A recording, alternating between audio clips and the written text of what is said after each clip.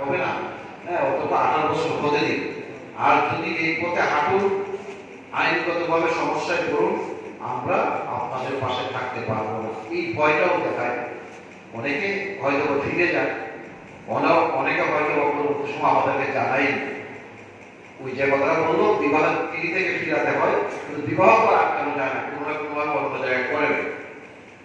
আমি বলবো, যেহেতু সরকার, বিশেষ করে এই সরকার, দেশের সরকার, রাজ্যের সরকার সবচেয়ে বেশি গুরুত্ব আরোপ করেছে এই বাল্য বিবাহ রোধ করতেই হবে আমাদের।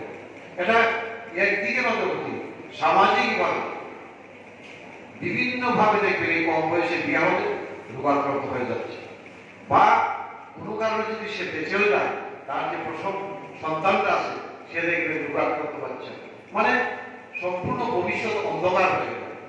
একটা জেনারেশন নয়, একটার সঙ্গে 3টা জেনারেশন যুক্ত হয়ে যায়। এই জায়গায় বলবো সবাই, বিশেষ করে আমাদের মেয়েরা এখানে উপস্থিত আছে, ছাত্রীরা, তারা তাদের মতো করে সেই জায়গায় একটা জিনিসের মাথায় থাকতে হবে, যে আমাদের সঠিক লক্ষ্যে বসতে হবে, নিজের পায়ে দাঁড়াতে হবে। মা বাবা যদি এইদিকে নিতে চায়, তাহলে মা বাবাকেও বোঝাতে হবে, এবং প্রয়োজনে শিক্ষককে জানাতে হবে, এবং প্রয়োজনে যারা ডিস্ট্রিক্ট লেভেলে আমাদের সেখানে দায়িত্ব রয়েছে, ডিস্ট্রিক্ট লেভেলে রয়েছে, যদি না মানে তাদেরকেও জানাতে হবে।